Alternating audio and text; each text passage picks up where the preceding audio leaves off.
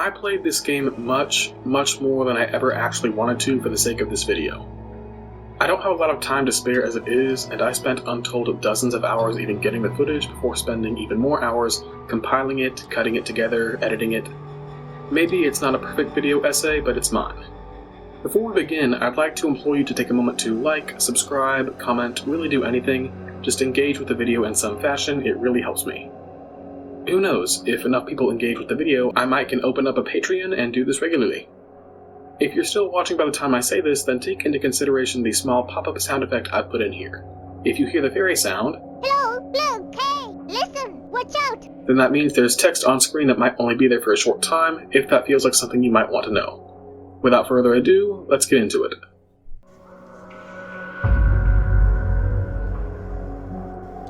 I don't like the Resident Evil 4 remake. There, I said it. This has been a long time coming, and I'm glad I got it out before another remake hurtled in and made this game's same mistakes. Me versus the Resident Evil remakes has been a contentious thing for a while now. I actually love that there's a way to play Resident Evil 2 and Resident Evil 3 on hardware that isn't older than I am, and I had a lot of fun playing them. However, even at the height of their hype, I wasn't sure I liked how they were remaking them. Of course, when it was just Resident Evils 2 and 3, I didn't much care, because it had been 20 plus years since those games came out, and fans who wanted to play them were desperately lacking options. That was not the case with Resident Evil 4. Resident Evil 4 is well known as an iconic gem of the gaming industry, especially its horror genre entries, and influenced a shit ton of other games that came after it. It is one of the most ported games of all time, and if fans want to play Resident Evil 4, they have endless ways to do so. Remaking it, therefore, really has the ring of a largely unnecessary move that doesn't preserve anything so much as intake more money. Resi 4 being so beloved and so accessible, its remake had a lot more to compete with than the remakes of 2 and 3. It's not like there aren't other Resident Evil games Capcom could have remade. Code Veronica is still old as hell and incredibly hard to get a hold of these days without coughing up major coin, and it's one of the franchise's most iconic entries as well. But 2023 comes along, the Resident Evil 4 remake hits the shelves, and my worst fears are realized. They tried to fix it. Remaking games is always going to come with the challenge of preservation versus modernization, and making changes that developers feel is healthy for the game can backfire if they end up rubbing players the wrong way. They'll risk players feeling like you spat on their favorite game, or at least didn't properly honor the original. In order to prepare for these video essays I'm putting out, I went and bought as much of the Resident Evil catalog that I didn't already have as I could get my hands on, and marathoned them. So I had the illuminating experience of playing the OG Resident Evil 4 on Wii, probably its best version, right before playing the remake on PlayStation 4. To say I was disappointed is an understatement. For me, there are three major areas where the Resident Evil 4 remake drops the ball: presentation, characterization, and gameplay.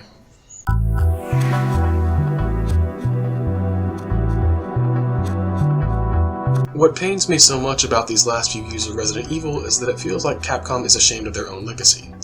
We've spent hundreds of millions of dollars designing games that distance themselves as far as possible from what Resident Evil became in the mid-2000s, and while I get that keeping a fanbase happy is a priority, that doesn't mean you have to go and rehaul older works to suit them. I made the case in my original video that Resident Evil 4 marked an uptick in actionized spy movie elements, and that a lot of people didn't like that.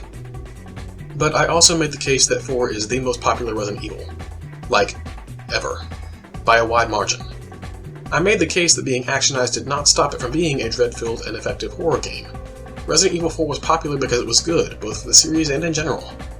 And yet, we've taken this guilt-filled approach to Resident Evil and tried to erase a lot of those actionized elements from the remake.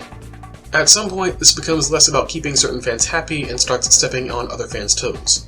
I like that Resident Evil 4 is actionized. I like that it's campy and tongue-in-cheek. I like that it's funny and sexy and sometimes really dumb. That's part of what makes it good. Resident Evil 4 is a gem because it knows exactly what it is, and it's a game absolutely dripping in personality. Your right hand comes off? Things start off on the wrong foot almost immediately, from the box art to the opening cutscenes. The box art for Resident Evil 4 is all shadowy and brooding, with minimal details and telling you almost nothing about the game. Contrast that against the box art for the OG, and you get a shit ton of information. It stars Leon, it's got a creepy forest, there's some crazy people trying to kill you, there's a super tall guy, and oh, there is definitely a guy with a chainsaw, and you'd best be ready for him. The introductory cutscene of the OG was short and simple. Leon is being escorted through the area by two police officers who obviously aren't going to be much help. He doesn't think much of them, and they don't think much of him. They drop him off at some house marking the edge of the village where the president's daughter was rumored to be seen, and from there the journey starts. You enter the home and ask the odd-looking inhabitant if he's seen the girl in the photo, and he suddenly tries to kill you. Meanwhile, outside, the officers have been assaulted by more of these insane villagers. The original made the case pretty cleanly that the location isn't entirely safe, but didn't hit you with a hammer to that effect. The forest was thick and the sky overcast, but it wasn't overtly threatening on its own, and this made it more effective when seemingly normal people you run into came at you with murder in their eyes. By contrast, in the remake, the woods are dark, foggy, and obviously dangerous with all of the mutilated animals around, and police officer Uno doesn't even finish his piss before he's been chasing Voorhees right off, kicking off the journey. The charm of the original is just noticeably absent. Leon is less sarcastic and more reserved, his bitchin' jacket no longer has the high-popped collar, and everything from the user interface to the neat, innovative little markers for pickups has the same standardized corporate look that Resident Evil Remakes 2 and 3 had. That on its own was a bad sign, because Resident Evil 4 very obviously wasn't Resident Evil 2 or 3 back in the day. It was a wholly different game and played a much different way. So I don't know why we'd try and recreate 4 with the same aesthetics and design choices at that time we recreated 2 or 3. It was an iconic game because it changed things up, and if you want to serve as hard as Resident Evil 4 did, you need to bring the same sense of creativity and boldness. But I digress. Throughout the rest of his journey, Leon will rescue the President's daughter, Ashley Graham, while penetrating and navigating the 3 major strongholds of the Plaga Parasite and the Los Illuminados cult who seek to use it for their own ends. The village, ruled over by Chief Torres Mendez, the castle, overseen by Castellan Ramon Salazar, and the island, the militarized personal stronghold of the cult's leader, Osmond Sadler. He and Ashley will have to survive this mission and escape the cult while dealing with the fact that they themselves are infested with Las Plagas, and will have to find a cure in time to stop their permanent assimilation. The attempt to sterilize the game of actionized elements, however, means that a lot of the energy has been sapped from the game's edgier moments. For example, the introduction of Torres Mendez in the original had Leon spot was obviously the guy in charge of the village and try to spin kick him. It was great because Leon obviously thought he was going to be the badass hero and save the day right then and there, only for Mendez to catch his kick and fling him into a dresser like a sack of potatoes, showing that the strongest of the cult are much different from the Ganados. By contrast, this scene in the remake takes place in the bottom of a cellar, and Mendez just smacks Leon's gun out of his hand and punts him mid-sentence, coming off rather placid while being on the whole really rude. Or the scene with Leon falling down to the pit beneath the castle. The original game had a moment where Leon was dropped into a pit with spikes at the bottom, only to save himself by pulling out a collapsible grappling hook and stopping his fall. Yeah, it's easy to poke fun at, because what do you mean he just had that on him the whole time? By comparison, the remake has him grab a chain on the way down that a previous victim rigged up to try and use to escape, and it makes even less sense, because grabbing it the way he did and sliding down it ought to have shredded his hands right off. Listen. In removing one of those tongue-in-cheek spy movie moments, we only got more unrealistic with it. The humor, too, has been removed from a lot of the game, and Resident Evil 4 2023 is so stringently against appearing fun or casual in any way that this makes a lot of the scenes and character interactions much less enjoyable than they were before. I knew you'd be fine if you landed on your butt. Hey, you! In the original, Leon and Hunnigan were on a first-name basis from the jump, and Leon even flirted with her at the end. You know you're kinda cute without those glasses. Give me your number when I get back. May I remind you that you're still on duty? In the remake, these two agonizingly refer to each other every time they talk, without fail, as Roost and Condor 1, with Ashley being a baby eagle. Roost, this is Condor 1. President's daughter, Baby Eagle. Roost to Condor 1. Roost out. Condor 1 to Roost, Baby Eagle. Condor 1. Condor 1. Roost to Condor 1. Baby Eagle. Condor 1. Condor 1 to Roost. Baby Eagle. Condor 1. Condor 1 to Roost. Condor 1. Roost out. Condor 1 to Roost. Baby Eagle. Condor 1. Roost, Baby Eagle. Condor 1. Baby Eagle. Roost out. Roost. Condor 1. Condor 1. Roost, Baby Eagle. It gets old disgustingly quickly, and there's no reason for it, given that Leon never speaks to Hunnigan in earshot of anyone who cares. In fact, Leon's communicator never gets jacked by Sadler and Salazar in this version. Hola, Luis here. You guys still around? Leon, changed your mind yet? And while there's a note at the very end of Separate Ways about Krauser setting up a single interception device, for most of the game it just looks like Hunnigan stopped calling for some reason. Then, at the end, she calls again and Leon doesn't pick up. Condor 1? Roost to Condor 1, do you read me? Come in! I said come in! Is this thing even on? Leon! Leon, are you and Ashley alright? Where are you? Come on! Which is the last scene before credits roll and just feels bizarre. Like, why are we ending on the note of Leon leaving Hunnigan on red? Especially given that any signal jammers would have been blown up with the island by that point. Not every change that the game makes, of course, is done with the air of attempting to hide old embarrassing moments, but that doesn't mean a lot of them are good either. Las Plagas' various mutations have become entirely too big and dramatic, more resembling the morphs from Resident Evil 5 than the originals from 4. That worked in 5 because the parasites had been undergoing experiments to make them more effective bioweapons, at no regard for the host, whereas in 4 most of the Plaga mutations we're seeing up until the midpoint of the game are just the parasite's normal effects in the body. It was great because all of a sudden exploding an enemy's head wasn't the guarantee of a kill that it used to be, and the shock of seeing a man's head explode and a bladed tentacle burst out was deliciously horrifying. This also kept you on your toes throughout the game, because as soon as you got used to the bladed tentacles bursting out of people's heads, the game would introduce a more dangerous morph that could bite Leon's head off if he got too close, and so on and so forth.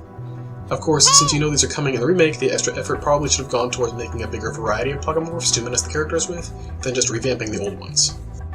The biggest overall change for the game is the way it presents Los Illuminados, the cult that rediscovered the parasite and began using them to seek world domination. In this version, they're an explicitly religious organization, with Mendez and especially Sadler going off about God and their divine providence, etc., or referring to flocks and lambs and sinners. This is a very jarring change because there's no real reason for it and it doesn't improve anything. Los Illuminados in the original was not a religious outfit. But before that, I thought I might bargain with the president for some donation. Believe it or not, it takes quite a lot of money to keep this church up and running. Faith and money will lead you nowhere, Sadler. Hey, listen! With all their iconography and behavior oriented around the Las Plagas parasite. It seems like no one told the developers of the remake that cults are not inherently religious things, and they proceeded while just correcting what they thought was an oversight from the original. Plenty of cults spring up without any regard for religion and are still definitely cults the entire time. Just look at America's political parties. By the time the game reaches its final battle, you've read clear text entries that describe Sadler's family history, wherein a bunch of people with his last name go on about the holiness of the parasites and how they'll spread its godliness. But there's never any reason given for why he or his ancestors think mutated parasites are divine, which he appears to actually legitimately believe. Sadler most definitely does believe himself to be a holy man with a holy plan, marking a change from the original, where he was a smug and manipulative yet effective villain who arranged the kidnapping because he thought he deserved to control the world. It's different, but not better. This issue with presentation ends up harming some of Resident Evil 4's best attributes. The return of Ada Wong and the emergence of Jack Krauser, not to mention the back and forth with Luis Serra, now Luis Serra Navarro, all suffer under the new direction, none more so than my graceful Asian sister, Ada. For the life of me, I don't know why Capcom absolutely cannot stop cycling through voice actors even when there isn't any need to. That is not Ada fucking Wong. Ada Wong doesn't look like that, doesn't dress like that, and certainly doesn't sound like that. I'm at the site and jacked into the main terminal. Hey there, another insertion from the editing room. Lily Gao played Ada in the movie Welcome to Raccoon City back in 2021, and she didn't look or sound like her there either. But nobody cared because Welcome to Raccoon City was a poorly written mess, and nobody looked or sounded like the characters they were playing. In fact, I went and checked to see if her castmate Tom Hopper reprised Wesker here, and was surprised to find that he didn't. I have absolutely zero idea why they called Gao back in for the 4 remake when they already had Jolene Anderson voicing Ada in the 2 remake, a distinction she earned by doing significant mocap for her and also just being better at the job. I'm sure that Lily Gao is a nice person, but I'm also sure that she wasn't right for Ada. You can't sound the way Ada does in this game and expect to compete with the performances given by Salika Hill, Jolene Anderson, or especially Courtney Taylor. Courtney Taylor as Ada Wong understood the assignment and aced that shit with flying colors, whereas Gao's Ada just sounds distinctly like a receptionist, and nothing else. She's also dressed far more conservatively than Ada was in the original, with the closest thing to the original's air of sex appeal being the thigh-high boots coming up to meet her full-body sweater-ass top. There's no sly smile, no self-assured confidence, she just looks and sounds bored. The remake's new version of Separate Ways doesn't help this. It's about the same length as the original, contrasting the main campaign, which packs a much greater time sink in than the OG's not exactly short main campaign. But Ada just doesn't have that star power here, with little in the way of autonomous behavior, being much too friendly with Louis, much too chilly towards Leon, and much too accepting of this new Wesker's unending verbal abuse towards her. Autonomy specifically comes under fire, because Ada, unlike the original, actually gets infested with Las Plagas just like Leon and Ashley do, and must find a cure, meaning she literally has her self-will under attack. This comes as part of Separate Ways' new special plot, which is the short and underbaked antagonism between her and Pasanta, which is the new name for the black-robed Vertigo that hovered around Ramon Salazar in the original. The whole big tyrant-type character that stalks a main character around the game bit has been more than a little played out by now, and that's definitely what it is. It worked well in the remake of 2 and worked decently in the remake of 3, but by now it's just stale. There's not really any reason given as to why this particular Vertigo is spending so much time away from Ramon, nor why it's fixated on Ada so hard, when the other Vertigo noticeably doesn't leave Ramon's side unless ordered, and doesn't give Leon any grief until sent to assassinate him personally. Ramon never even realizes Ada is in the castle. Equally unknown is why it keeps loudly announcing its nearby presence to Ada by roaring at the top of its lungs. You again? When killing her quietly would be much easier. The Pasanta thing, besides serving to rehash a Nemesis-style boss fight every time it turns up, also serves as a vehicle to do two things. 1, to recreate U3, and 2, to continue forcing magic and illusions down our goddamn throats. Let's go into the former before the latter. In the original, U3 was the designation for the dangerous mutant experiment Sadler set after Leon in the endgame stages of Resident Evil 4. It wasn't given any explanation, but it didn't really need one, since by that point you'd already been shown the extent of the Las Plagas experiments being run on the island. By contrast, we know what a Vertigo looks like under its cloak because we fought one as Leon, and having the other one reveal U3 under its cloak in separate ways after Ada attacks it raises one of two questions. 1, why does it specifically look like this when it's otherwise identical to the Isidro Vertigo? And 2, if this was mutating in response to trauma, why didn't the Isidro Vertigo also do that when Leon was pummeling it? It's an attempt to alter and expand that ends up tripping over itself. To say nothing of the fact that, despite attempts to play with unreality and delusion, every fight with this thing is a 1v1 action sequence with badass music playing. This is in sharp contrast to both the wider RE4R remake's tone of emphasizing horror and the original game's U3 fight, which was insidious, dread-inducing, and stressful, as you had to basically run through tight corridors while dodging this massive nightmare beast, and escape before it got you. Then it cornered you and you had to fight it until you eventually killed the host body and the parasite kept fighting you anyway. And, oh yeah, the illusions. I'm so goddamn sick of the illusions. This has been a stumbling block Capcom has had since Resident Evil 7, and I wish we'd just ditch the magic and hallucinations angle. It takes me out of the experience every single time because it doesn't gel with the body horror concepts Resident Evil built itself on. It's just Capcom trying to have their cake and eat it too. The illusory Pasanta clones don't make for any particularly good scares, and don't make any logical sense either. The reason given for illusion or mind control elements in later games is things like spores and chemical reactions in the brain, which has always ticked me off just a bit. We already had a mind control bioweapon in Resident Evil, this of course being the Las Plagas parasite, but in the original it was played realistically, with the parasite influencing its host by attaching to the spine and brain, and receiving commands it enforces on its host by the use of the same sound and chemical signals real-life colony insects use.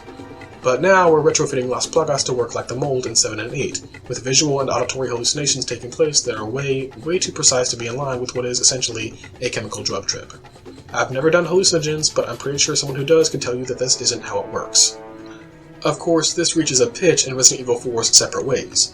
Ada's opening battle is with the Pasanta, and she immediately infects Ada with a parasite via a glancing scratch from an exploding sludge capsule, and not 10 seconds later the room is full of illusion Pasantas, which of course aren't real but can actually hurt you. It's very stupid and flies in the face of the remake's own logic. It took several hours, maybe more than a day, before Leon started seeing visions and hearing voices, and the notes you can find at the mines imply it's several days before the parasite manifests these influences on the brain. But Ada sees whole new rooms and entities manifest immediately. Basically, this is a sham. The mind control thing is an excuse to have more bullshit magic and illusions and unreality happening in Resident Evil with no regard for the biology involved, because we are still trying to be Outlast for some fucking reason. I've focused on separate ways because that's where it's most prominent, but it's worth mentioning that this is dumb in the main campaign too. Ashley falls under Sadler's control and separates from Leon midway through the castle segment, with Sadler obviously speaking his words out of her mouth. The obligatory segment at the end where the player is forced to move slowly due to how beat up the protagonist is, while carrying a comatose Ashley and is assaulted by visions from Sadler featuring elements that aren't real and ghostly cultists, is stupid and annoying. It doesn't gel. This isn't scary because we already know it isn't real and poses no threat, especially as Sadler can't get to us at that moment. Some may remember that ghosts and hallucinations were indeed an element of Resident Evil 4 during its early stages, and would argue that those elements are simply being restored. My counter-argument would be to point out that those elements were cut in the drafting stage for obvious reasons, because it's fucking stupid and doesn't vibe with Resident Evil. But really, as annoying as all of that is, it isn't as annoying as the characters can be even when they're just standing around and talking. Nobody looks or feels like themselves, and sometimes their actions don't even make any sense. Which brings us to...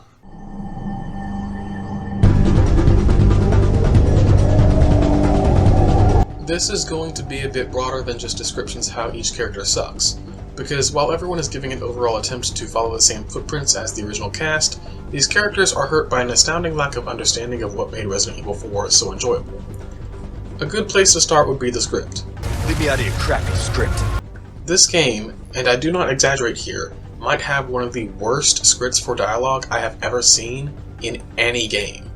It pops up incessantly. You'll just be listening to the characters talking and think to yourself, wait, what? What the fuck does that mean? You did well back there. Seems this isn't your first time running from creeps. I I can't tell if that's meant to be a compliment.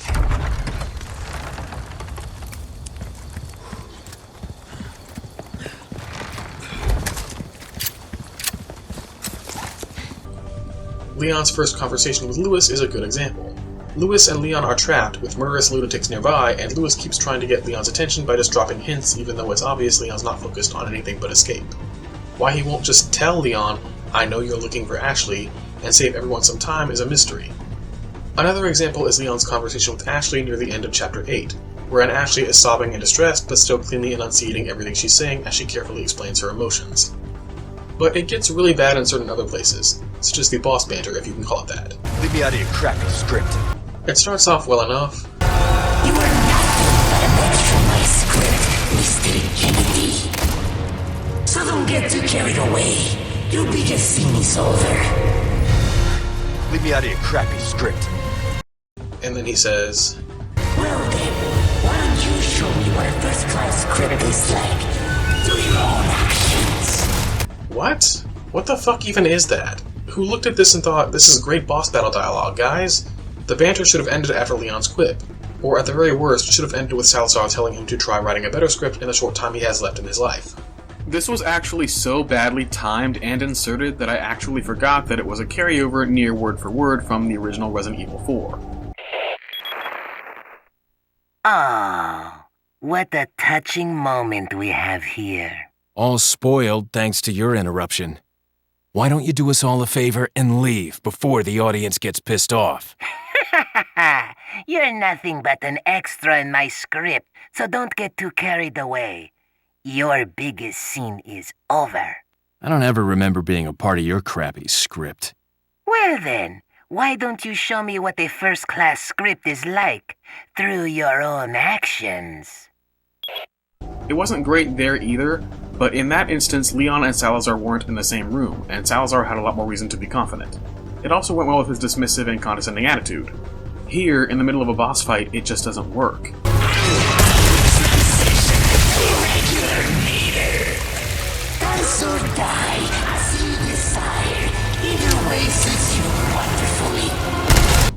This awkwardness gets everywhere at all the wrong times, including the Krauser fight. Time for the teacher to be taught. And Leon's sparing interactions with Ada Wong. So who are you working for this time? Oh, Leon. You know I don't work and tell. You know I don't work and tell? Who wrote this? Was this supposed to be a clever twist on a common phrase?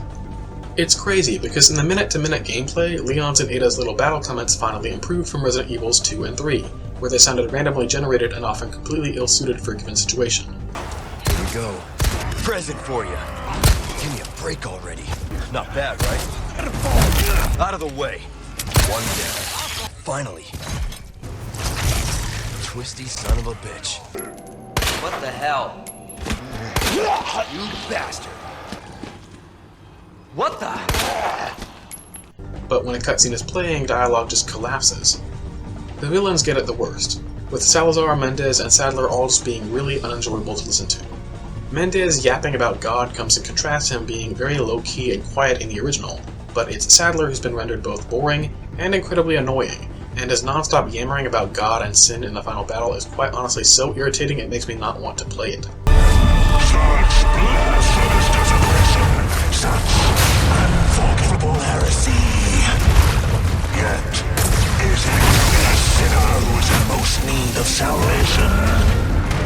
Kneel before the worthless child, and he shall bless you once more.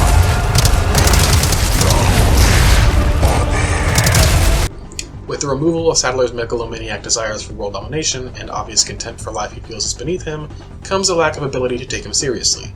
Sadler in the original was heavily and directly involved in the plot and active in efforts to stop Leon, from injecting him with a parasite to physically intruding on his adventure. This is why the killing of Louis Serra was so important, and why giving it to Krauser in the remake harms both Krauser and Sadler.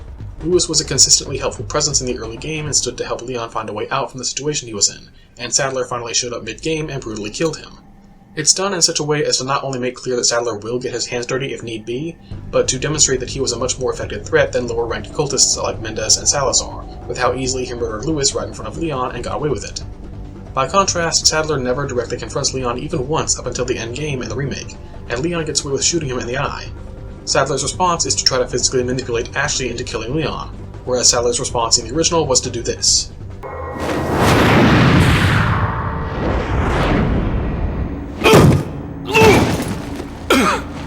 Salazar probably has it the worst among the villains. In the original, Salazar was campy and humorous and came with a delightfully evil cackle and a snide, bitchy personality, which was hilarious. In the remake, these elements of Salazar's character are gone, and in their place is exactly nothing. The thing is, the original Salazar being campy and funny was important for the overall tone of the game. It was healthy for it. The entire first third of the game was the nightmare-like village segment captained by the deadly serious and intimidating Torres Mendez. Salazar being such a bitch and a smartass and overall fun to watch gave the players a chance to breathe in between combating the various horrors the castle level presented. Salazar's ego and tendency to throw tantrums was great, but would eventually make way for the island chapter in which the game split itself evenly into high-octane action and insidious horror. It was good! New Salazar offers exactly nothing new or interesting by contrast, just being generically evil and condescending to Leon the entire game. He has this blank, dazed expression, like he's high as hell while talking, but that's about as entertaining as he gets. When I hear New Salazar talk, all I really think of is how far this game is from over. He seems like he's trying to be all deadly serious and commanding, but it's not hitting. It hits when Mendez does it because Mendez is the size of a tank and physically imposing, but Ramon just looks like you could kick him in the chest and he'd wheeze his last. The character that the remake seems to have spent the most time on is Luis Serra Navarro. Name's Luis. Encantado. Who now takes up much more space both in the main campaign and especially separate ways, being a major ally to the heroes before his untimely demise. You spend a lot more time with Luis than in the original, most of which he spends on the wrong side of Cheeky, and Leon's cold shoulder towards him and attempts to needle his motivations out of him don't give good interaction. When he finally coughs up that he wants to atone for the work he did for both Umbrella and Los Illuminados, which we already knew, tonally it's going for a juicy from-the-heart character moment, only it's very dry and ineffective because Leon and Luis don't actually like each other. The banter they had while fighting enemies was totally supposed to be a fire-forged friends kind of thing, but it flops because by the end of it, Leon's still icy and Luis is still cheeky. I know why they do it, of course, and it's so that the player would feel a bit of pathos when he died and feel like they actually lost a valuable friend. There are two major problems with this. One, Luis's death is at the hands of Krauser in the remake. This is a bad thing, both because it makes Krauser more of a dick than he needed to be to serve his purpose, and also because, as previously mentioned, in the original game Luis was killed by Sadler. Two, Luis's death at Krauser's hands is very clearly more about Krauser than it is about Luis. For all the half-baked effort that went into making Luis prominent enough to mourn, the player is then forced into the Krauser fight right then and there, with Krauser holding the bulk of history and meaningful antagonism with Leon in this game. Luis in separate ways isn't much better. He's introduced doing flamenco dance to the sound of cultists killing somebody in a nearby cell. If he were a villain, I'd call this iconic, but since he's supposed to be heroic and a researcher at that, he just looks crazy. Also, the audacity of this man to put his arm around this lady. I can tell you that's not Ada because she actually permitted that, and even put a cigarette in his mouth instead of yanking his arm around behind his back. This is a lady you don't touch unless she's dying or fighting you. And on that topic, let's talk sexual tension real quick. Sexual tension is a thing many media across the world every year tries to get right and fucks up, either because its only basis is a guy and girl in the same room, or because writers think two people hating each other equals sexual tension. Resident Evil is one of the few franchises that gets it right. It's why the Leon and Ada relationship works so well. In the original Resident Evil 4, Leon has a distinct sexual tension with Ada, and with Krauser, but we're going to get to that in a minute. And that tension is noticeably absent in the remake of 4, which is crazy because the remake of 2 pulled it off just fine. That's one of the big reasons I like Resident Evil 2's remake. Despite the fact that it can be a very frustrating game, it nails the necessary parts, and that's one of them. This is why scripting and voice acting are so important. The way Ada behaves towards Leon doesn't at all match the way she behaved in the OG game, where despite being on opposite sides of the conflict, Ada and Leon are obviously not interested in fighting. The remake makes Ada significantly more matter-of-fact and to the point, and when it is trying to put some tension between Leon and Ada, it's not very good at it. You know I don't work in town. Leon and Ada definitely have plans to fuck each other stupid one day soon by the time the OG game is over, but the remake just lacks that energy and is very noticeable. And although he survived less scathed than Ada, this desexualization of the characters has also hit Krauser, and you'd best believe I'm not happy about that. If you were to have started your Resident Evil journey with 4 back in 2005 without having played any of the other games, you would probably think to yourself, damn, this Krauser guy seems interesting and Leon seems to know him. I wonder what he's like in the previous games. You'd be disappointed if you looked because Krauser wasn't in any prior Resident Evil games, but the confidence involved in his insertion into the game means you were unlikely to question that even if you already knew. The deal is that Krauser was some guy Leon knew from his government agent days before being sent to rescue Ashley, and they work together often enough that Krauser calls him Comrade. Krauser is distinctly military with an affinity for knives, and is in fact the one who kidnapped Ashley for Sadler, having done so to get into Sadler's good graces since he's actually working for Wesker. At some point at least 2 years prior to the game, he faked his death, and now works for the bad guys. None of that is the actual point of Krauser, though. The point of Krauser is to be ragingly, flamingly, absolutely jaw-droppingly gay as hell. I'm talking full-on homosexuality in every way but the word itself. Note, this is not a shitpost. If it sounds shitposty, it's because I like to have fun. The following comments on Krauser's original 2005 depiction are 100% serious and reflect my respect for this aspect of Krauser's character and the value he adds to the game. Jack Krauser is extremely gay-coded, and I mean that in the actual sense of the word coded, not whatever the hell people on the internet have turned that word into in recent years. He basically exists to be Leon's jealous ex, and every interaction they have is laden with innuendo and metaphors. Basically, Jack Krauser jumps his old boyfriend for a knife fight, opens with a kiss that leaves Leon's cheek red, they dance with each other, and then Leon cuts his shirt open. Krauser pins him down and is about to put his steel in Leon's throat when he's interrupted by Ada. There is literally a snide remark about Leon and her hooking up. So, you two are all hooked up now, is that it? Krauser removes his shirt for no reason and then lures Leon to a set of ruins rigged up with traps in the flavor of Dutch vs. the Predator and does combat with him at several points, with battle banter that more than crosses the line into flirting. Good, Leon. That's what I'm talking about. Oh, you're mine. Now we're talking. Good, Leon. I'm so fucking serious. He teases him, taunts him, stops fighting just to shoot the shit with his old flame. Don't just stand there. Come out and fight like a man. I'm not falling for that one. Just trying to have fun. And then their final battle occurs where Krauser has removed everything else above his waist, mutates his arm into something resembling a penis, and gets right back to throwing out innuendos while trying to stab Leon with it. If you think his interactions with Ada are any better, think again. They basically go at each other in this very unsettled catfight between two exes over their man. Come on. To the point where their final confrontation in separate ways has Ada making an innuendo about Krauser having such a big thing, but not liking it when men play rough. That's a large thing you have there.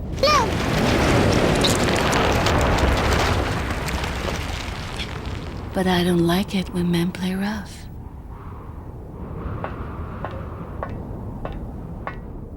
Ada didn't even have to kill him, she just didn't want to have to be wrong when she told Wesker he was dead.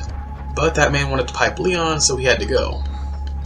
Now, I said the remake didn't damage Krauser quite the way it did Ada and other characters, and that's true, but remake Krauser is still very much a watered-down version of the original. Don't get me wrong, he's still blatantly gay and pining for Leon, if the fact that he calls him Pretty Boy and kept a picture of Leon's RPD photo with him for over 2 years is any indication. But it definitely lacks that same energy the OG had. Yes, he still has a lot of suspect lines towards Leon. I can't wait to see you ride! But they're not hitting because Mike Kovac is delivering them all with too much anger. And yes, he still takes his shit off for the final battle, but only the final battle. So no titties out Krauser trying to get Leon in a chokehold from behind anymore. On the topic of Mike Kovac, it must be said, he's not quite as bad a choice for Krauser as Lily Gao was for Ada, but again, he's also not ideal. Kovac's voice is too high-pitched, so when he starts doing that raspy voice, obviously trying to imitate Jim Ward's stellar Jack Krauser performance, it sounds all wrong, like it's coming from an old man who smoked 6 packs a day for 30 years. There's also the fact that the voice direction like that of Ada is all wrong too. Krauser sounds angry at almost every line he says, and by the time the final fight with Leon is happening, he's damn near screaming every line. If the intention was to make Krauser sound crazy and power high, it didn't work, and he just comes off like a screaming asshole with no indoor voice. So why is Krauser even trying to kill Leon anyway? Well, that was kind of unclear in the original game, but the original game was followed up with the Darkside Chronicles on the Wii, which showed us Operation Javier in 2002. This was Krauser's mission with Leon that ended up with Krauser out of commission due to an arm injury, basically thrown out of the military like trash despite all that he'd given them, and both awestruck by the power of the T. Veronica virus, and envious of the special attention given to Leon, who was a relative newbie trusted with way more serious tasks from the US government than Krauser, which pushed him to turn to Wesker to find some semblance of power over his life. The remake, which has rewritten Krauser to be Leon's old training mentor instead of his peer, takes the direction of acknowledging and referencing Operation Javier, but retconning it into a mission where more soldiers than just Krauser and Leon were involved, and they were left to die by the US government. With no mention of Javier Hidalgo himself or Manuela. I guess nothing explicitly says they weren't involved, but this sure doesn't feel like a change they'd be highlighting if they were. I'd like to insert a small diatribe in here while I'm editing this video and say that going to the lengths they did to retcon Operation Javier, which is essentially what an entire Resident Evil game was about, is in my view nothing less than base disrespect and betrayal. Operation Javier wasn't referenced in the original 4, it was the plot of Darkside Chronicles, which served to explain Leon's and Krauser's actual history, and which, as far as I'm aware, has never overtly pissed off any Resident Evil fan whatsoever. There obviously aren't plans to remake Darkside Chronicles, so they didn't need to excise it at all. So there is no justification, whether through modernizing an old title or pleasing upset fans, to do this except to remove the Darkside Chronicles, and by extension anyone who actually liked it, from the equation. I don't know who the fuck at Capcom makes decisions like these, but it feels like a very petty and immature decision, as though it's one more thing from the Resident Evil 4 era of the franchise that needs to be cleaned up instead of a significant addition to the series' history and lore. If this is the kind of logic fueling these remakes, then I hope we're not getting any more. More baffling than that, though, is that Krauser has no connection whatsoever to Wesker or Ada in the remake, and appears to have located Los Illuminados on his own and joined up as a willing member, despite this cult having operated in secret until Krauser actually showed up. Why he went to rural Spain of all places and located weirdos with body-jacking parasites in a quest for power, I can't say. It's to the point where Lewis, in separate ways, calls Ada as he's dying of a knife wound to explain that a bad guy. Krauser just stole the amber. Krauser, a bad guy, stole the amber. As a matter of fact, it appears that Krauser did basically half the work of expanding Los Illuminados into a serious militarized outfit with global desires, so he appears to be the real villain of the story. Of course, the intended real villain is Wesker. Wesker is much more involved in separate ways than he ever was in the original, actually being close enough to act and intervene to save Ada and threaten her at alternate points, when the original never even implied that he was so much as on the continent at all, just giving orders to Ada and Krauser over a communicator. Having Wesker floating around and somehow not acknowledged by Sadler or any of his underlings just makes it look like Wesker should be doing this mission himself, rather than paying Ada to do it. Of course, Wesker unfortunately continues the trend of everyone in this remake being a bigger asshole than they were before. His voice work is just as bad, resembling someone who should be voicing Chris or Leon instead, and the scripting just makes him out to be a dick. He's overbearing, aggressive, needlessly hostile, and threatens Ada for no reason several times. And I say no reason because at no point does Ada ever actually act against him right up until the very end, even when the final chapter of Separate Ways sees him employing a hack to set off the island's self-destruct explosives while Ada is still on the island, and has yet to retrieve the amber for him.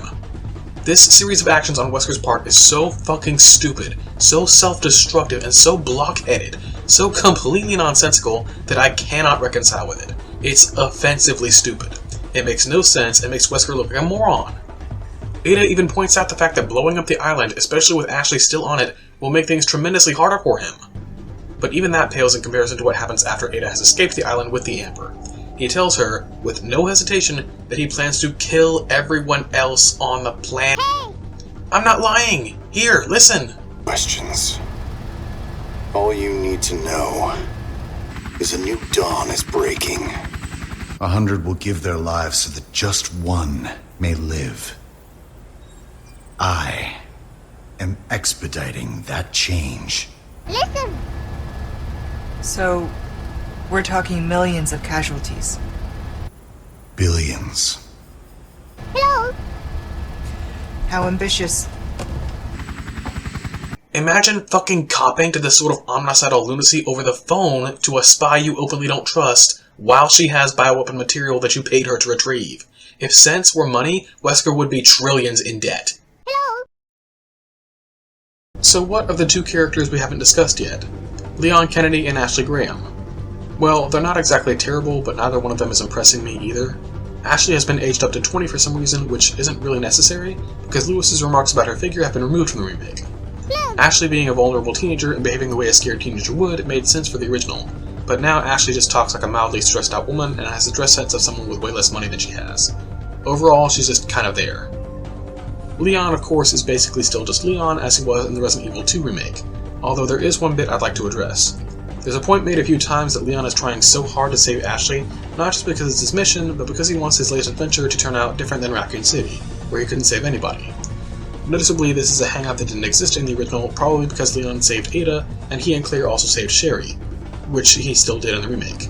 This reeks of an attempt to use emotion to give a character range, except the logic hole means it's not really working.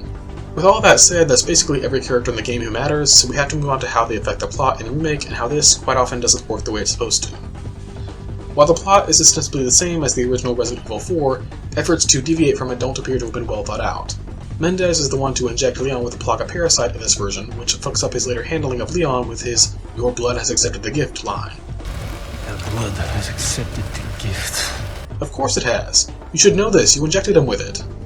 There's also the fact that the goal of Ada now is not just to retrieve a Plaga sample, but to retrieve the Amber, which she does not shut up about even once throughout the game. Amber, Amber, Amber, Amber, Amber, Amber, Amber, Amber, Amber, Amber, Amber, Amber, Amber, Amber, Amber, Amber. It's fucking Metroid M all over again.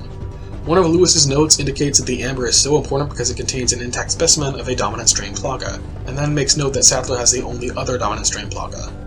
This flat out isn't true, as Salazar, Mendez, and Krauser all have them as well. They have to in order to be able to command other Plaga troops. In fact, there's an earlier document in this very game making note that the Vertigo bodyguards also have dominant strain Plaga in them, and Wesker's little moment at the end where he decides he doesn't need the Amber because he has Krauser's corpse lays to rest any idea that the remake was drawing distinctions between what's in that little rock versus what's in Krauser's body. This is an incredibly dumb oversight and makes it look as though the dev team was slacking when they did the research on the game they were remaking, and didn't bother to go back and edit anything. Another fumble is Ada's scene with Leon in the castle. In this scene, Ada is alarmingly cold, advising Leon to get out of the situation and forget saving Ashley. Of course, by the time this scene takes place in separate ways, it makes no sense, because Ada has already been informed that Leon and Ashley are infested with Las Plagas, and as such, he can't abandon his mission, or he's worse than dead. Not only does she already know this, she is at that moment actively working on finding ingredients for a suppressant for that very condition. Nobody went back and edited anything with this plot, and it shows. Then, of course, there's the fact that Sadler's big control power is inconsistent as hell. In the original, he was able to control the bodies of Leon and Ashley once the conditions had progressed far enough, and he repeats this trick again in the remake. But this time he's also been shown to basically control minds, so why he didn't just do that when trying to force Ashley to shoot Leon is a mystery. But barring Wesker trying to blow up both his agent and her objective and then copying to Omnicide, there are no super offensively bad elements in this game's plot. They still could have given Hunnigan a call at the end though. Come on!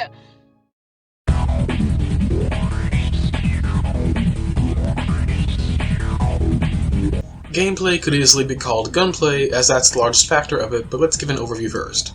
Resident Evil 4, both in 2005 and 2023, is an over-the-shoulder survival horror game focused on shooting enemies and managing inventory while pocketing cash and valuables to steadily upgrade your arsenal.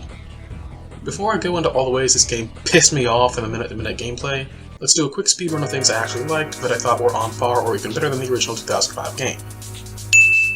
You have a quick select now for weapons, which is so ubiquitous to modern Resident Evil that going back to the original 4 kind of shocked me when I realized there wasn't one. It's much better than going into the attaché case every time you want to use a new weapon. You have the ability to stealth kill enemies who aren't aware of you, or to insta-kill downed enemies if you have a knife, which is tremendously useful for conserving ammo and whittling down troublesome encounters. Every single enemy will always drop something, which means fighting is always worth it for the potential to regain lost health or ammo, and encourages actually getting familiar with the guns in the enemy combat. You can sell pretty much anything you can find, including keys and items that you don't actually need anymore for some extra cash. You can also equip new items to your attaché case to give you little bonus effects that can be very helpful. The money-making system in the original game that involved combining certain jewels with certain treasures to make them more valuable when sold has been overhauled, and now there are simply 6 varieties of gemstones and multiple treasures that can all fit into. So if you pick up a treasure with divots in it, you are no longer screwed out of its total value if you miss a gemstone pickup. Crates now come with a contextual button prompt to kick or smack them open, so you don't waste weapons or knife durability opening them. Enemies can get caught in their own bear traps and become stuck, allowing you to either melee them or knife them for an insta-kill. If you melee them, their leg still in the trap is ripped off while they go flying like a Looney Tune. The remake added new variations on the Ganado enemies. The first is a half-kill zombie, where Leon's attacks kill the host but not the parasite inside. So if you don't move quickly to keep it down, it'll get back up and come running at you, broken neck and all, and it gains a grab attack with a new gory death if you don't shake it off. The other new enemies are bulky men in pig masks that come with bigger weapons and are more aggressive, serving as basically mini-bosses. The Garrador encounter in the first part of the castle is a genuine improvement over the original, one of the few times I can say that about the remake. It has a short build-up this time instead of being dropped on you basically out of nowhere, and it's dark, tense, and eerie. The actual fight against it is also much more tense since there are no bells to ring to distract it with, but rather dangling chains you have to be careful not to touch unless you want him running at you. There's a new encounter wherein you are encouraged to sneak around some zealots and kill the leader so you can take the item he has that you need to progress. The thing is, the item is a staff he's using to agitate the parasites within the people present, which includes Leon.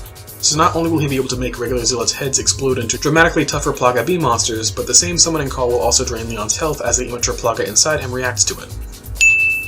The little night sequence where Leon fights parasite-infested suits of armor for one of the statue pieces is tense, since you have to aim at their weak points rather than just shooting till they go down, and also safer since there's no Plaga beast spawns to instantly kill you. Also, Ashley throwing lanterns down on the armor suits to stun them is both adorable and legitimately helpful. The Novistadores segment no longer takes place in the sewers, neglecting the original dark and dank atmosphere. Now they inhabit a ruined ballroom, which still works as their invisibility has been updated into simply background camouflage, meaning they'll disguise themselves as bits of rubble, furniture, or crates, and you have to pay extra careful attention to your surroundings so you don't get too close to one and get grabbed. Also, despite being bigger, they're not as tough, which is a good thing since if I had to use shotgun shells, I'd be running out constantly on all these bugs. Their original setup, being encountered in a dark and wet flooded cistern, returns when they harass you in the expanded underground depths, which is just as well. If you want my honest opinion about the minecart segments, they're pretty good once you get the hang of it. You're likely to die a few times trying to balance the shooting at enemies, the leaning the cart, and the shooting at the obstacles, but it's all very fun and fast-paced. The Clock Tower, Salazar's Colossus, and the final ascent to Salazar's Tower have been merged in this remake, which is a good thing. Between you and me, by the time the Clock Tower happened in the original, let alone the final ascent, the castle level was really starting to drag, and they kept putting in more set pieces than they really needed in order to build up Salazar's fight, so this is a good fix. Regenerators are legitimately terrifying abominations in the remake. They were scary in the original game too, being a major highlight that prevented the game from running out of horror steam at the final act, but they're even worse here. Their awful teeth, their massive height, their stretching arms, and the evil red glow in their eyes, they're much tougher to the point that just blowing through them isn't a practical option anymore. I'd rather see a chainsaw ganado coming my way. The fact that you can hear them wheezing before their eventual introduction and can even spot one running past just heightens the terror and dread. There's a late game segment where you have to slowly and quietly navigate a cramped and crowded room full of items that will wake up the sleeping regenerators if anything brushes up against them, and it's very tense and unsettling, because regenerators are so difficult to destroy in this game that fighting even one means you will run out of ammo.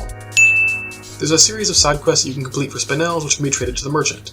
I tried to be mad about this at first, seeing it as some Ubisoft corporate bullshit that was made with the goal of wasting my time, but honestly none of the tasks are super hard, some are fun, and I completed almost all of them on my first run. So, with all that said, I still don't think the game ends up as fun as the game it's remaking. That punchy gun combat isn't quite there, the satisfying hit explosions have been toned down, and it's altogether just lacking the same charm the original had, as I stated before. The main major problem, as it has been with every remake, is with the gunplay. Now, this matter is much better than it was with Resident Evil 2, but that still firmly places it into bad territory. Hear me when I say this. The gunplay in the Resident Evil remakes fucking sucks! When I picked up the remake of 2, I thought I was just a really shitty player. I was sitting there wondering, wow, am I bad at Resident Evil games? Because I couldn't land a shot to save my life. I actually felt like an idiot. Then I went back and played some of the older games, and I realized, no, the gunplay in the new games is just built like absolute ass. The issue that arose with Resident Evil 2's 2019 remake was threefold, with the first and most common issue being the targeting reticle. See, if you hand me a targeting reticle, I'm going to use it the same way I do every reticle in every game ever. Pan it over the enemy, press the fire button, and expect the bullet to hit whatever's inside. This is apparently not how it works in the Resident Evil engine.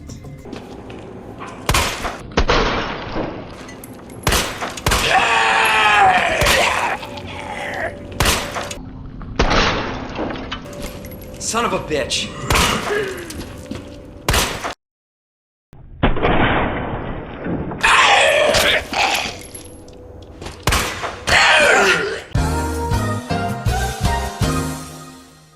See, all this, none of this actually reflects where your bullet will hit.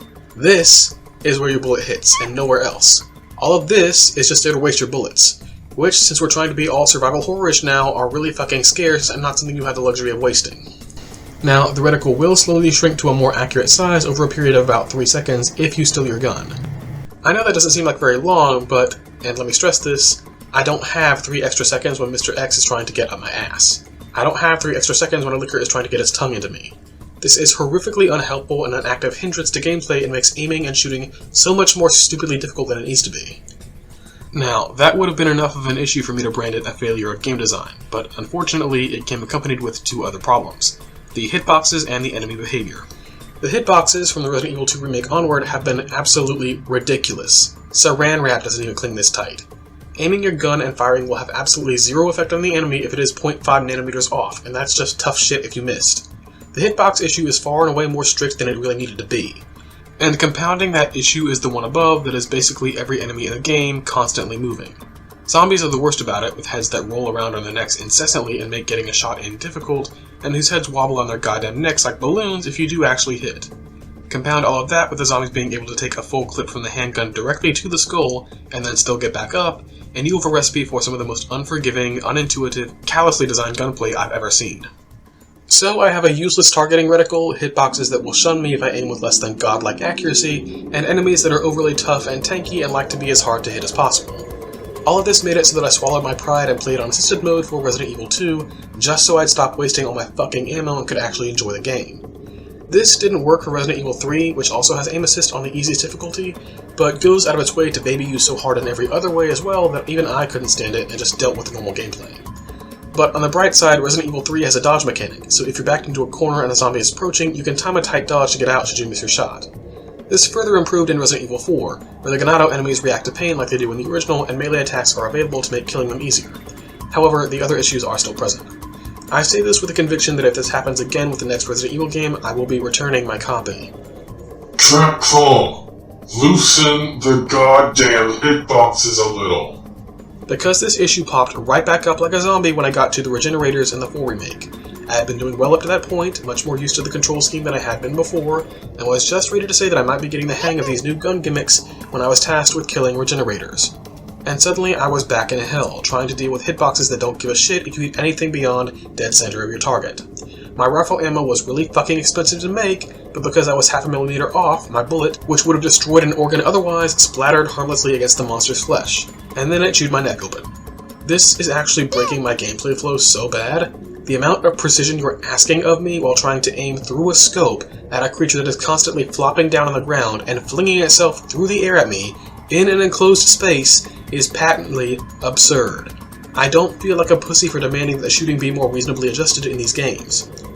Now, when you're not dealing with the generators, the shooting doesn't make you want to die, but it's still not great. The laser sights, which have served as detachable parts for certain single weapons since the 2 remake, are so useful, but these remakes being such pussies about it is tiresome. It feels like they're scared to put laser sights on all the guns the way the modern era Resident Evils did, because they don't want to liken the new games to the old ones that they're, remaking.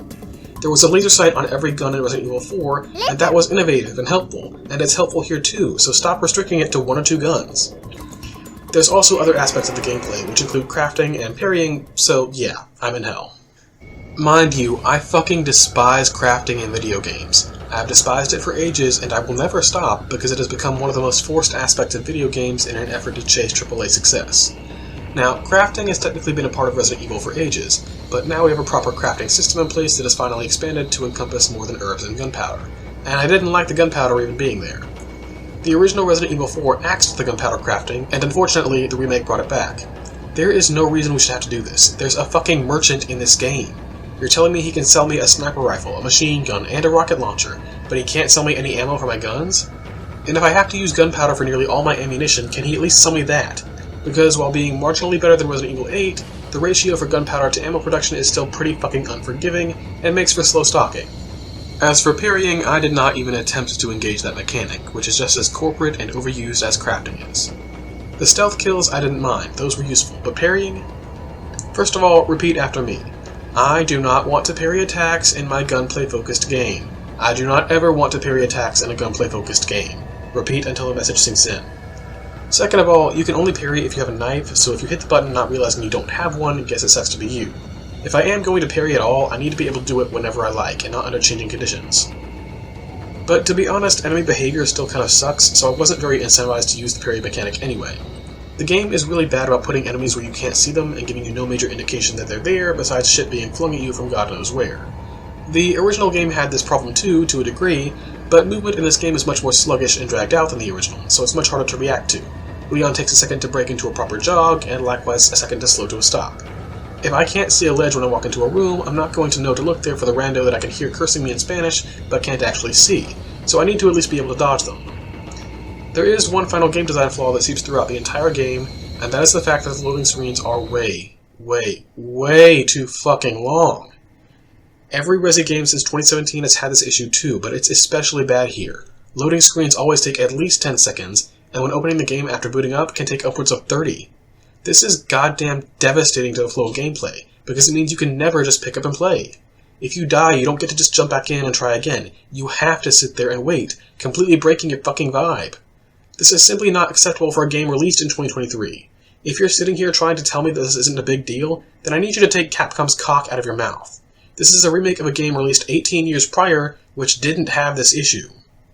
Look, the fact of the matter is, if your game is that bulky and heavy and difficult to load, then you need to scale back. Environments in Resident Evil 4 are huge and filled with a massive amount of details that, I hate to say it, but I probably wouldn't notice if a shit ton of them vanished. I started paying real attention only when I started wondering why exactly the game was so slow to load, and I realized, yeah, there's a shit ton of polygons out here you could delete from existence and it wouldn't change the game in a way I'd notice. The world's design is not so goddamn epic that I'm going to miss much. Everything is either gray or brown anyway. Speaking of those colors, the palette of this game is most likely why we went with the yellow tape. I honestly don't mind it as much as some people, considering I'm always glad to have a visual aid however they may come, but I will admit it got excessive in some areas, especially areas in which there was only one place to go. The absolute extreme of this was when I took a quest to shoot down a crow's nest, and the goddamn nest had yellow paint on it. There was one section where yellow paint noticeably did not manifest, and that was the hedge maze sections for obvious reasons. It would kind of defeat the point if you had a visual aid of where to go. As for the maze itself, I would say the remake's take is both better and worse. In the original, you were able to see some parts of the maze around you, but not all, and it could get legitimately confusing. Also, the Colmilos would start chasing you throughout the maze, and you'd hear them long before you saw them, playing on your nerves and making you want to run faster. The remake's hedge maze is much simpler, which I like since it doesn't take up my time and confuse me too much. But the Colmilos instead practice hit-and-run tactics by jumping through the hedges, turning it into an annoying game of whack-a-mole. And of course, Ashley will be with you, ready to get attacked. And let's talk about that for a minute. It's crazy to me that Ashley's wait and hide commands have been replaced with a tight and loose control scheme for where she is in relation to Leon. Why not just have an option to keep her out of combat entirely? That would work for me, as it did on the original. The game's pop-up tip during the first rescue sequence indicated that having her on tight would help her avoid attacks, yet she got captured immediately. The amount of times I had to repeat the very first Ashley section because enemies were swarming and stun-locking me was ridiculous. It's like I was watching game developers in real time trying to frustrate me and then thinking they gave me a satisfying test or challenge. The fact that every enemy in the vicinity, as soon as Ashley left the church, immediately became 100 times more grabby and started spawning Flogga tentacles every 10 seconds was ridiculous. Of course, the few times the game does decide to put places for Ashley to hide in, it's because the Bella sisters are nearby or a regenerator is lying in wait. And if she gets hit, does Ashley lose some health and walk it off? No, Ashley, if she gets hit, will now go into incapacitated status, meaning she'll stop in place and just sit there for enemies to continue attacking her unless you run back to where she is and press a button to slowly revive her. I don't know what's happening here. Ashley's status as a very annoying escort quest in the original 4 was always overblown, but it feels like the dev team here are determined to make the new Ashley the most annoying escort quest ever put to code. Combat being what it is in the remake and being that much harder with Ashley in tow, certain sections of the game become downright putrid. The biggest example that comes to mind is the gallery room in the castle where the goat head statue is kept. Remember when I was earlier praising the new Zealot leaders who can agitate Plaga parasites and cause monster spawns? Of course, this element of good and challenging design goes right the fuck overboard when they ask you to protect Ashley, while also dealing with the guy who can make swarms of Zealots' heads burst into monsters. Fuck that goat head room in particular. Whoever designed that room is an ass. But even this didn't break into the worst moments of the game for me, where good game design seemed to just go out the window. It might be top 3 with a huge wall between that and the other two. First, there's the room with 2 Gyarados and a whole host of other enemies. No matter how quiet you get with it, you will have to wake up those Gyarados and kill them to proceed, which is a fucking Herculean task given that you will be constantly interrupted by swarming cult members in the same room, and fighting back will immediately send the Gyarados hurtling towards you. This room was actually in the original game, and it was stupid there too, easily the worst part of the game, and that is equally true for the same reason here. I honestly wouldn't have minded if they cut this altogether. But somehow much worse than the original is the house defense segment in the early game. I genuinely don't know what the fuck happened with the house defense segment, which was one of the highlights of the original. In the original, you have to block entry points with dressers, and have to fend off enemies as they slowly break them down one by one. In the remake, you have 3 entry points on the first floor alone, and you can block 1 with a dresser. I tried to figure out what I was doing wrong before realizing I was supposed to board up one of the other 2 windows. The other one just stays freely open and enemies will pour in, doing their stun locking thing they love so much.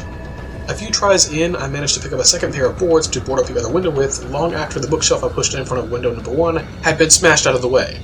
It took me forever of dying and continuing while trying to find the other 2 boards, thinking there was a glitch with them not spawning in, before I finally realized that they weren't spawning, they were being dropped by enemies. What? What the fuck? Wait, hang on, why are enemies dropping boards to block windows with only for this one specific segment of the game? And furthermore, why would these enemies be carrying boards to a place they are specifically trying to break into? The whole point of this scenario in the original is to experience being trapped in a steadily shrinking space and backed into a corner, where the dimming hope of survival as your initial confident grasp of the situation slips away bit by bit. In this version, there is no shrinking safe space because the space isn't safe to begin with, and you are under constant harassment while trying to figure out things the game isn't telling you. This was genuinely one of the worst things about this game. The last you'll see of Resident Evil 4's remake will likely be its Mercenaries mode.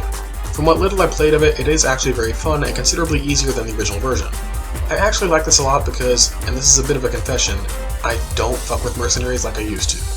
Back in the day, when I was in school or college, I could fuck up some Mercenaries, you know? I'd be playing Resident Evil 5, which is a way harder Mercenaries than 4 or 6, and I'd be racking up 90k, 100k, nothing too crazy but enough to unlock everything. But that was back when I had way more free time and was less stressed overall, and these days when I try and get into Mercenaries, I just don't have it like I used to. So I appreciate this one being considerably easier on me. Also, you get to keep your score even if you die, which is significantly less frustrating than you build up a high score only to bite it. But that reprieve aside, with all the other problems plaguing this game, the Resident Evil 4 remake might not be the worst game ever, and certainly much improved over 2 and 3, but I'm still never going to choose to play it when I could just play the original instead.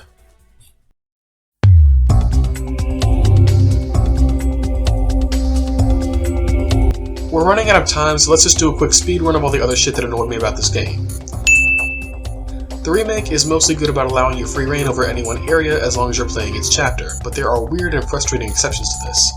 Both the village and the island will arbitrarily block off certain portions after certain chapter events, making it impossible to go back there and collect any treasures. The abandoned factory is a good example of this. Handguns can take almost as much time to reload as shotguns, removing one of the balancing factors that's supposed to make them good. They gave Mendez that stupid fucking same hat they gave Mr. X in the 2 remake, and I'm so tired of it, he did not need that. The sheer number of skulls decorating an area when the game wants to be scary is really overdone, it just becomes funny. There's a moment in Chapter 4 where you're directed to go back to the other side of the lake, but the game won't let you use the boat you just came across the lake in. Ridiculous. We decided to give Las Plagas spawns invincibility frames for some ridiculous fucking reason. Now there's an arbitrary period in between the head exploding and the Plaga fully emerging, where it's invulnerable and shooting it is a waste of precious ammo. And for what? Leon's Adam's apple looks like a golf ball in his throat in this one scene with Ada. Speaking of... You! Leon S. Kennedy! Leon Ass Kennedy? Thanks, Miss Gal. You haven't changed. You just think you have. Also, why is she saying this like it's a good thing? Leon survived multiple traumatic incidents and experienced bioterror more than once. He absolutely should have changed since Ada last saw him. The thermal scope in the remake is now referred to as a biosensor scope, even though it's obviously a thermal scope since it highlights torches and other sources of fire regardless of them not being alive.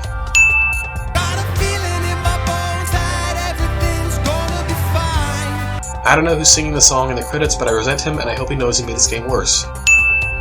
Ada is either a cyborg or is wearing contact lenses that have whole-ass mechanical cameras inside them with live feeds, which they call the IRIS, which I guess confirms the cyborg bit because the R stands for retinal, and the retina is not on the front of your eye. I am an optician and I can tell you that for certain. And the reason she's wearing it is ridiculous. Can Ada not spot viable places to use her hookshot on her own? He wants me to retrieve the amber, an object of omen. So he wants me to retrieve the amber. An object of ill omen. What terrible things will be done in its name, and who will pay its dark cost? What terrible actions will be done in its name, and who will pay its dark cost? Again, I want to know, who wrote this bullshit-ass script? Who is talking, because that is not Ada. I wonder, what has them so riled up? The president's daughter. Undoubtedly. Worst time.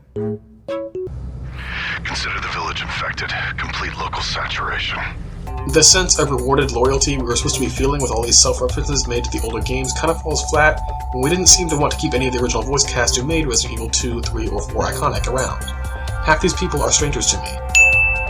Marta Nico really doesn't have the range that Separate Ways wants him to, since he's just what-if regenerator but really big and indestructible. Gotta keep the client happy. Gotta keep the client happy. This line in Ada's new receptionist voice took me out. Amber, Amber, Amber, Amber, Amber, Amber, Amber, Amber, Amber, Amber, Amber, Amber, Amber, Amber, Amber, the baby. Amber, Amber, Amber, Amber, Amber. Ada will not shut up about that goddamn Amber. Okay, speedrun over. At the end of the day, I don't want anyone to think that the Resident Evil 4 remake was the worst game I've ever played. If it was, I'd have opened with that. But how did I open this video? I don't like the Resident Evil 4 remake. But that doesn't change the fact that it's far, far below the quality people keep passing it off as, and it doesn't change the fact that a lot of standards have fallen from a game design point of view. I really don't like the direction the Resident Evil series is trending in, and I'm afraid of what's to come after this. More than anything, I want Capcom to stop behaving like any other old AAA corporation, because I honestly believe in them just a little more than the average corpo consumerism fest. This was not the smash hit Capcom clearly wants it to have been. And I'm dreading what they do next, because if they take this same approach to Resident Evil 5, and if they listen to a bunch of unhappy jackasses who claim it needs to be dramatically altered the way they did with 4, then they're going to step on a rake again and make a worse game again.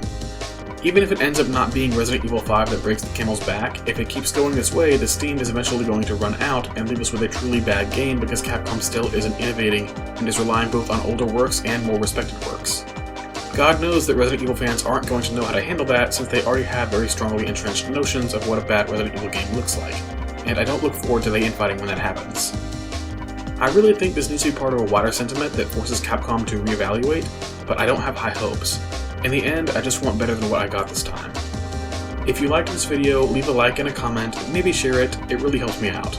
Until next time.